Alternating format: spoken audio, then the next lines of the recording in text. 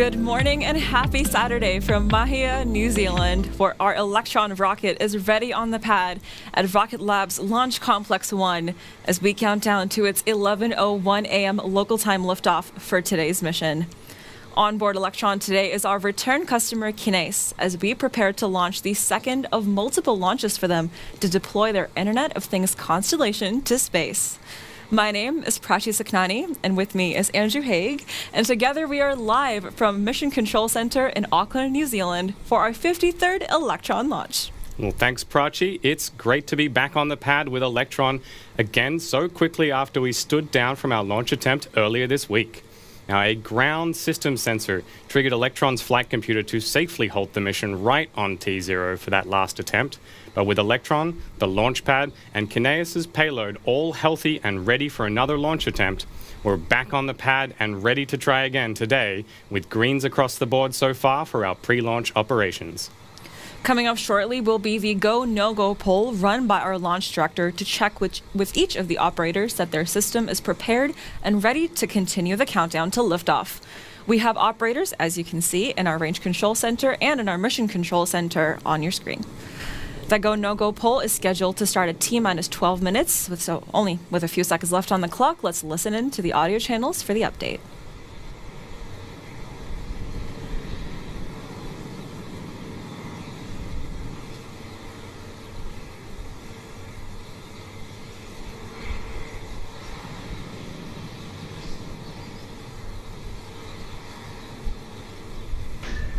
All stations LD on mission, proceeding with the go, no-go sequence. Stage. Stage is go. Avionics. Avionics is go. GNC. GNC is go. VCon. VCon is go. T1. T1 is go. GC. GC is go. PLS. PLS is go. RSO. RSO is go. MET. MET is go. MM. MM is go. And LDSUP. LDSUP is go. Okay, the go, no-go sequence is complete. We are T-minus 11 minutes, 19 seconds, and counting. We are go for terminal count auto sequence at T-minus 10 minutes. From this time, the 3-word hold procedure is in effect.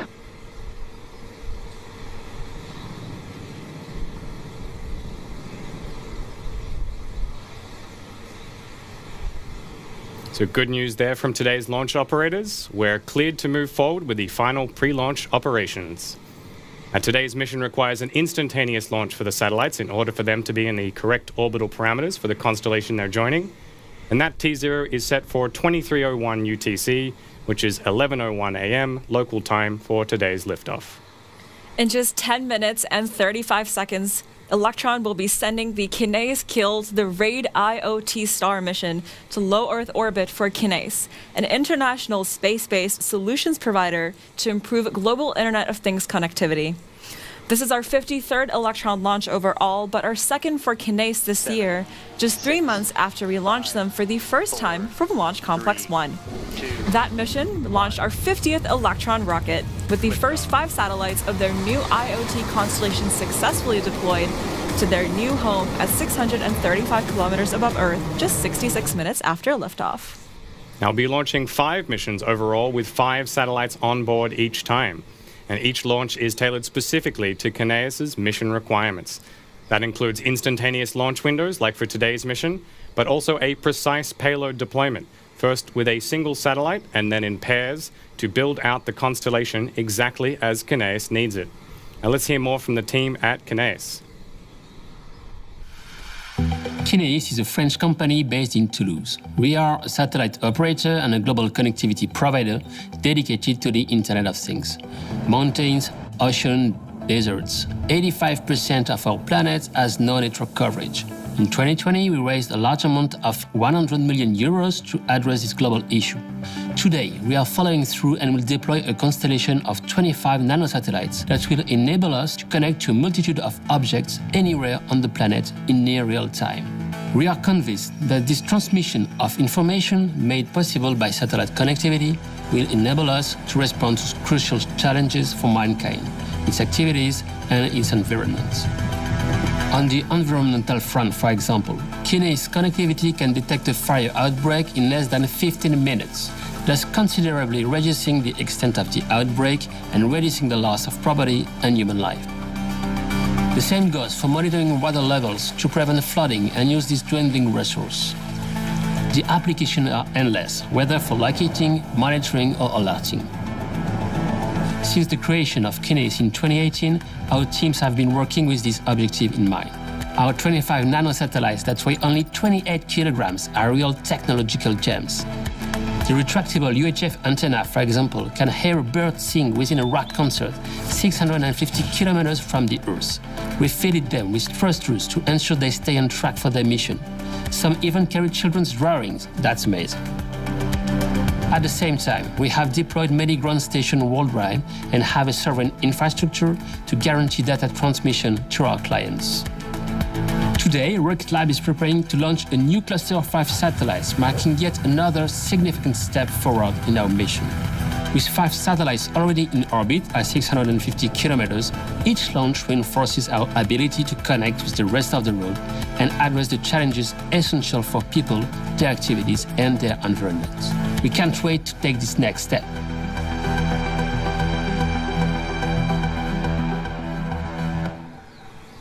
It is great to be counting down to another Kinéis launch. After today's mission, we have 3 more dedicated launches to build out their constellation. We are proud to be supporting Kinéis with flexible, tailored, and direct access to orbit on Electron. Now, speaking of Electron, with just 7 minutes left on the countdown clock, it's time to take you through a closer look at the rocket and mission profile for launch. Now, today's Electron rocket is our standard platform orbital launch vehicle capable of lifting up to 320 kilograms of payload to space. Electron stands at 18 meters or 59 feet tall and is primarily made with a carbon composite material, which is why our rocket looks black when it's not fueled. Now, Electron is the world's first carbon composite orbital rocket, powered by the world's first 3D printed battery-powered rocket engines to make it to space. And 9 of these Rutherford engines are located at the bottom of the rocket's first stage, and a single Rutherford engine with an expanded nozzle is used on the second stage.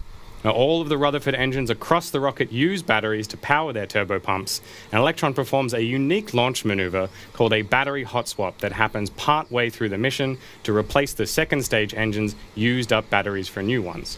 Now, across the first and second stage, the engines use a propellant mix of kerosene and liquid oxygen, and it's that second propellant's super cold temperatures that make the outside of Electron look white, because that's where condensation has turned to ice.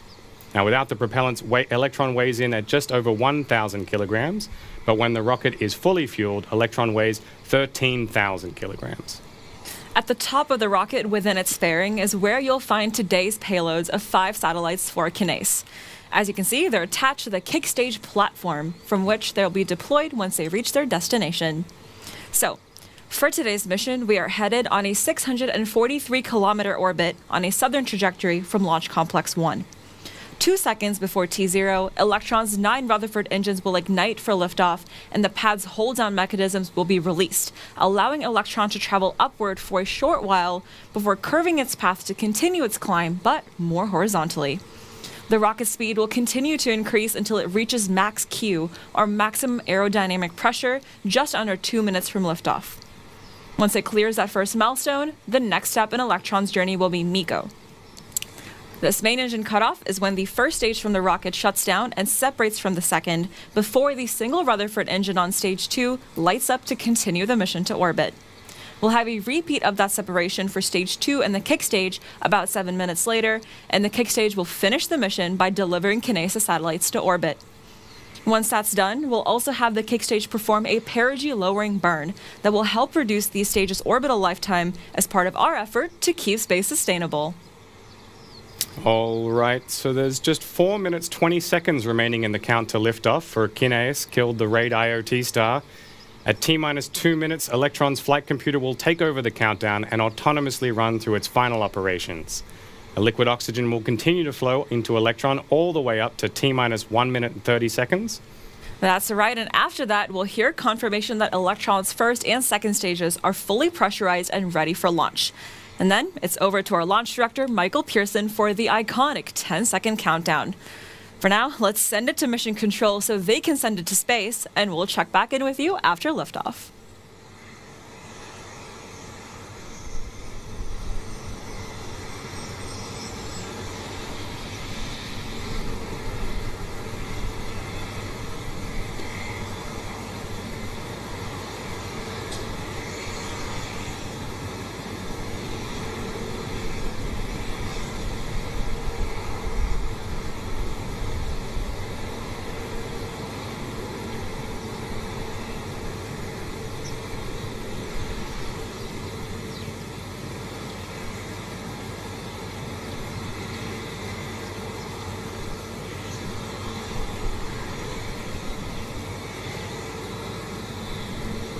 All stations LD on mission. From now, there should be no red flags on your critical LCCs. Beacon LD mission. LD beacon. Please lock auto sequence and confirm. Auto sequence locked. Confirm all expected primary flight computer ASGOs are green. All ASCOs are green. Okay, we are go for auto sequence start at T-minus 2 minutes. LD is go for launch.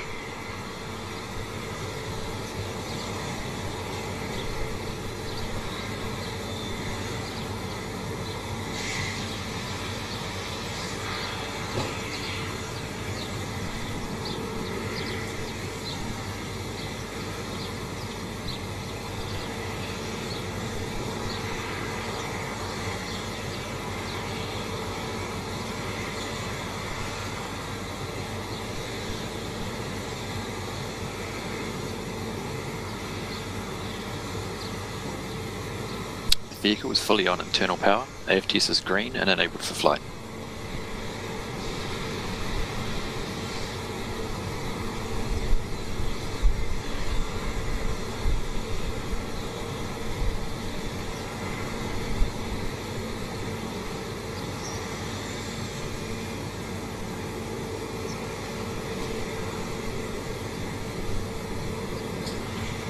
LOX load is complete. System is in recirculation.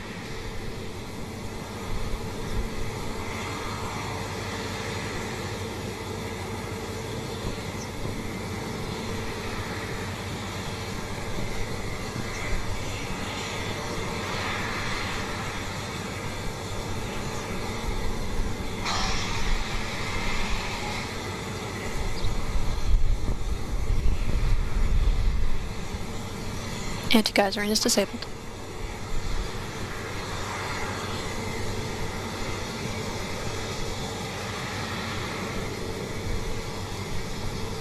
Stage 1 and Stage 2 tanks are pressed for flight. High flow engine purge enabled.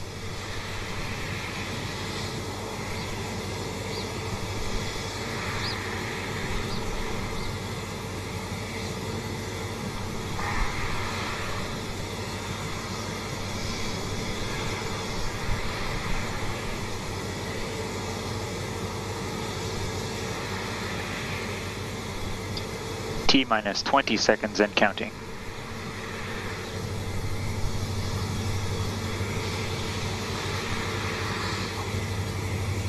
Ten, 9, 8, 7, 6, 5, 4, 3, 2, 1. Liftoff.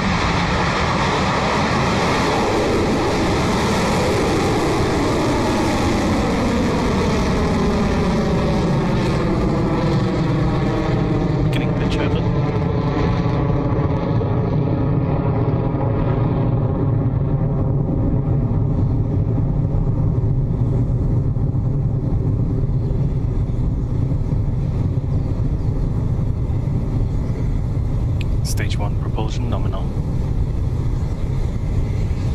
T plus 35 seconds and counting, and we are well on our way to space. Our 53rd Electron rocket has taken flight, and it's headed to orbit with its payloads for Kinéis. Up next, you'll hear the call from max Q, or maximum aerodynamic pressure, the point in flight where Electron experiences peak structural load. The GNC operator on console will give us the call that max Q is approaching, and then we'll hear for confirmation that we have passed through that gate.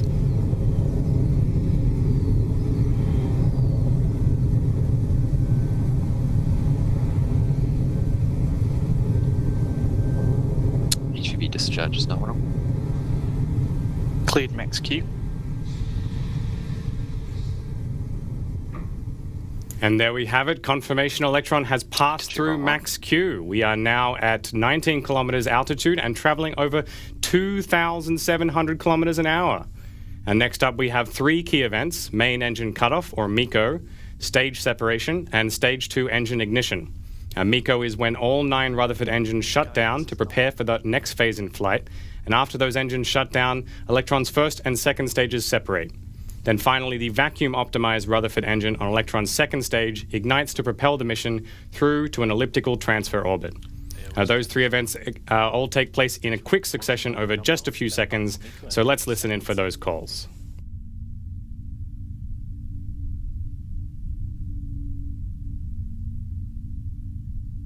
"15 seconds to staging. Entered burnout detect mode.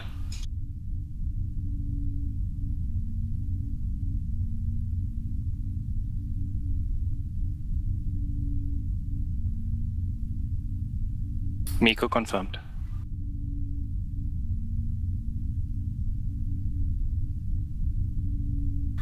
Stage separation confirmed. Stage 2 ignition confirmed.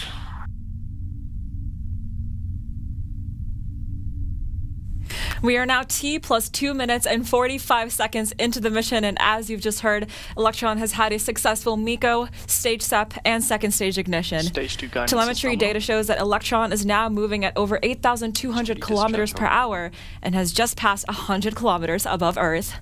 Up next is fairing jettison, when Electron's nose cone, which is protecting our payloads today, will split in 2 and fall away. We might see this happen on screen, so let's keep an eye out for that. Fairing jettison succeeded. And that was the call out for fairing jettison from Mission Control, exposing the payload to space ahead of deployment. Stage 2 Electron is traveling at over 8,500 kilometers an hour at an altitude of 125 kilometers, with just a few minutes remaining in the second stage burn.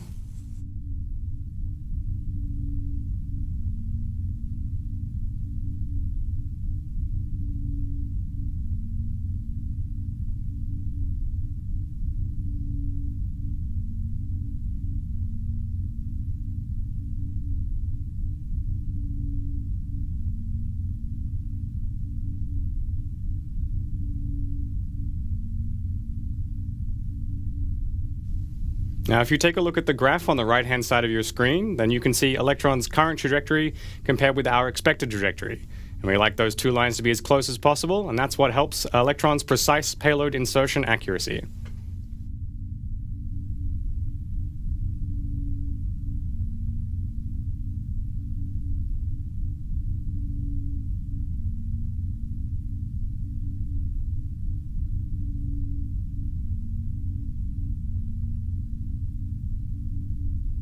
HV discharge nominal.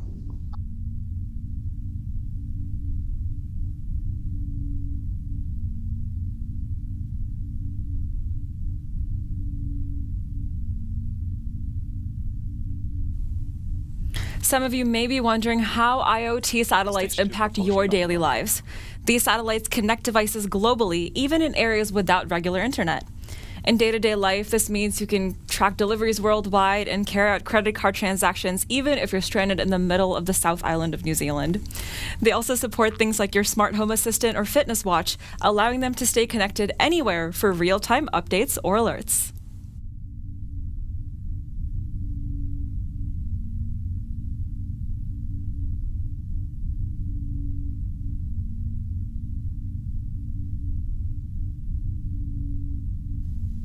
Now, one of the things that sets Electron apart from many other rocket designs is the use of electric pumps in the Rutherford engines.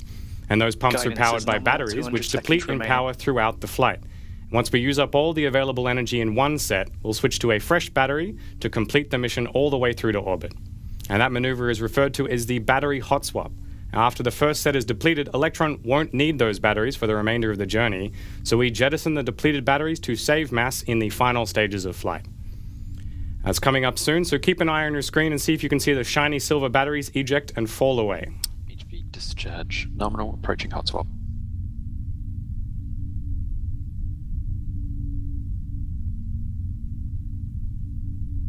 Throttling down.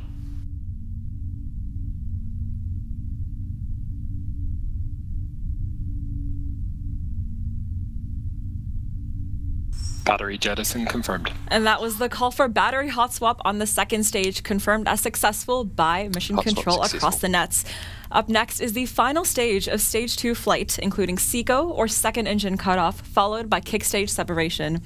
This is where the kick stage, carrying the 5 Kinéis satellites, separates from Electron's second stage. That final engine cutoff is coming up just shy of 9 minutes, so only about 3.5 minutes to go.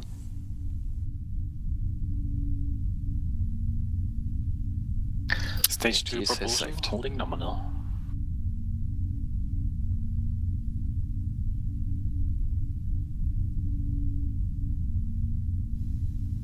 Now, electric pumps on Rutherford offer other advantages other than just a simplification of design. Now, these groundbreaking pumps can run the tanks all the way dry, allowing the second stage to squeeze every last bit of performance out of it during flight. And those pumps on Electron's second stage are currently powering us at speeds of over 19,000 kilometers an hour. Some keen watchers from Flight 50 will remember some fun flips and rotations the kick stage performed during payload deployment for the last Kinéis mission.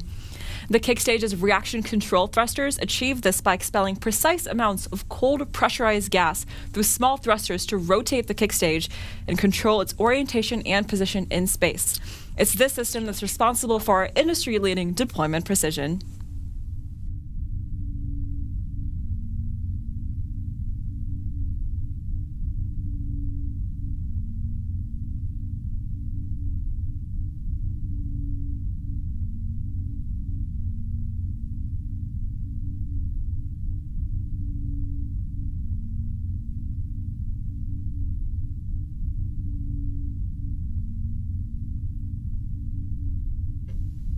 It's now T plus 8 minutes 18 seconds, and we're fast approaching second engine cutoff. And just before that happens, the Rutherford engine will begin to throttle down in preparation for shutdown, which is scheduled to take place at around 9 minutes into the mission.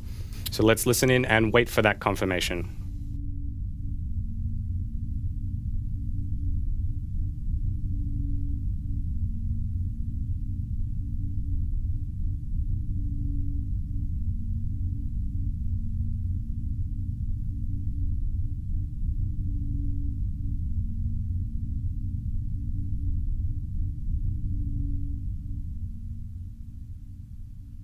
SECO confirmed.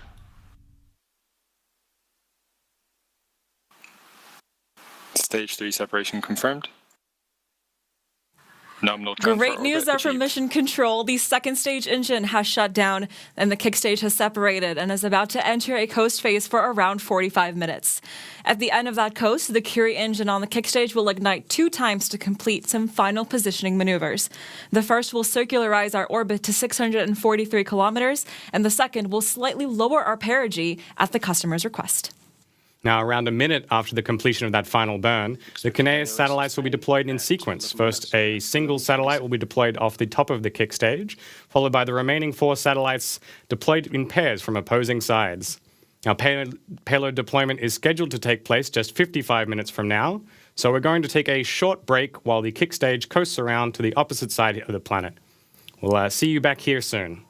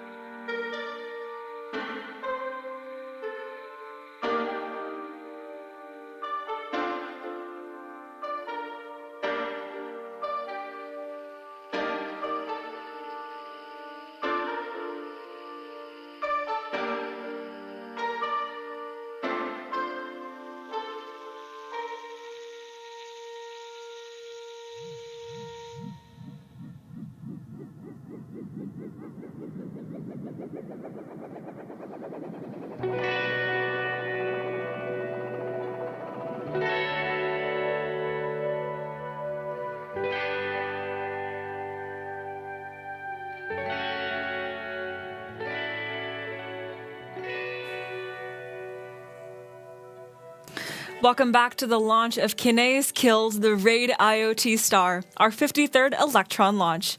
Just over an hour ago, Electron lifted off from Pad A at Launch Complex 1 in New Zealand, carrying 5 satellites for French IoT company Kinéis.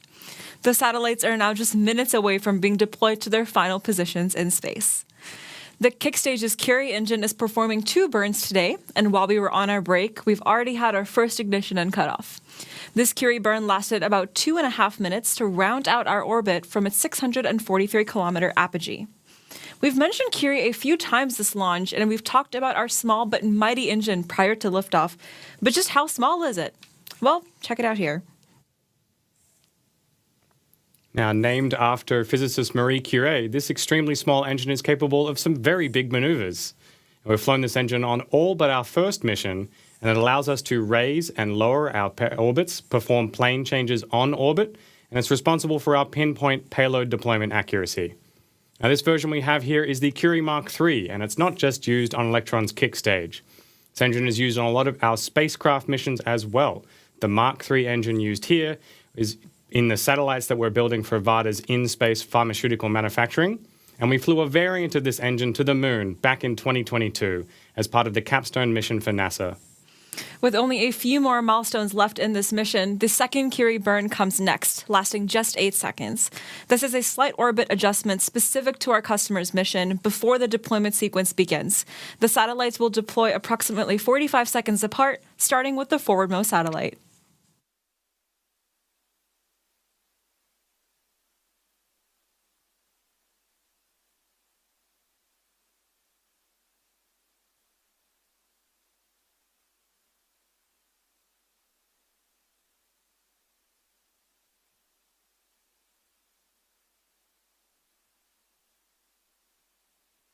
Curie ignition confirmed.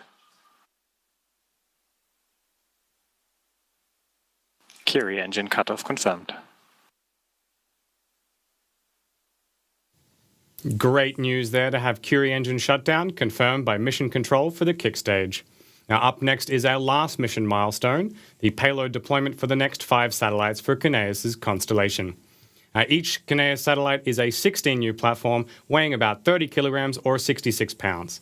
And as we've mentioned already, the 5 satellites currently attached to the kick stage will be deployed in a particular order. We'll first deploy the top spacecraft as the first event, and then we deploy the next 2 satellites that are attached opposite to one another on the payload structure. And finally, we'll do the same thing again with the last 2 spacecraft.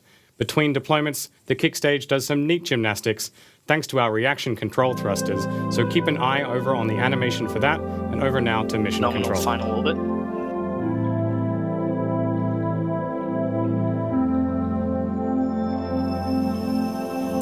Kinéis, payload 1, deployment confirmed.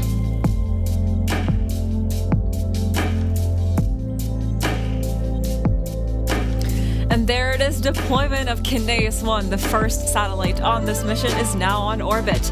Our reaction control system, or RCS, will expel some cold gas to change our orientation so we can deploy the next 2 exactly where they need to be.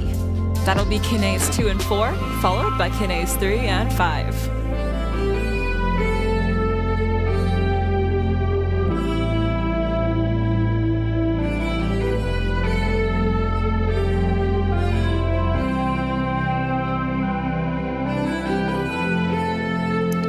Kinéis, payload 2 and 4, deployment confirmed.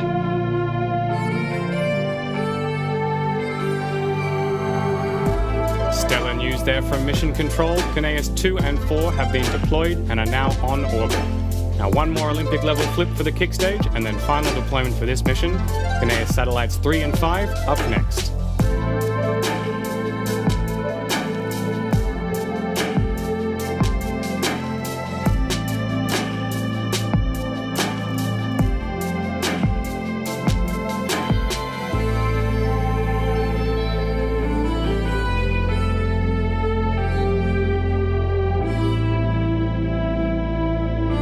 Kinéis, payload 3 and 5, deployment confirmed.